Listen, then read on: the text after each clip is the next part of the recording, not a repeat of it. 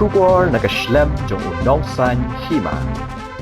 Kakasi Students Union West Khasi Hills District kapenpawi kajing persya kabajur halor kajing manbu kerdop joko All Meghalaya Goods and Coal Truck Driver and Handyman Union hakasnong kamriang si jirngam Serdarship West Khasi Hills. Nakaliang ginongket kam ka KSU kila penpawru bahalor katega benta hene kasingi kila late ruban ay kajing tho show Deputy Commissioner ka West Khasi Hills. Shu kinongket kam ka KSU kila ongru bakat kum kasithi bagi pan jingbet manbu office ha athiabari bat nong chram henrei ka KSU kalalap bagi penyeng penban daga kerdop ha kejaka jong kata ka office pada luar kata la penyeng kerdop haki weipat kisnong maklam ai jingbet kumbalapan nakaliang kasing KSU Western District tentang si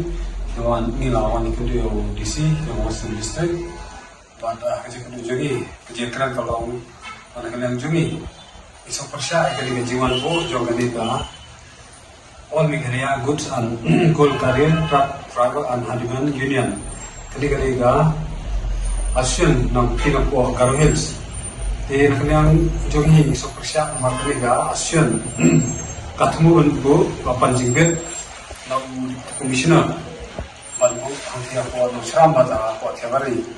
tinggal yung objektif nakaliang Deputy Commissioner ulahay di jingbet malbo kita di office di gate tinagaling jungi yang hanorin ba nomor ketiga asyan di kade jogi garo nakaliang jungi isok persya nomor kibu ako ka Western District makam tak naik kali ga jimbu joki kam dei ga ikein dei ga long talban yo ban krong ya ki truk kajana berputar teta ti kana ka no ka jik penuet am tang ya ki no ya yang kam tambat ka jitu jo kani asyan tano banwan sim bisa kana kan jongi hi iso bak bada kali ga asyan kakwa banbu kali banbu apo Garo Hills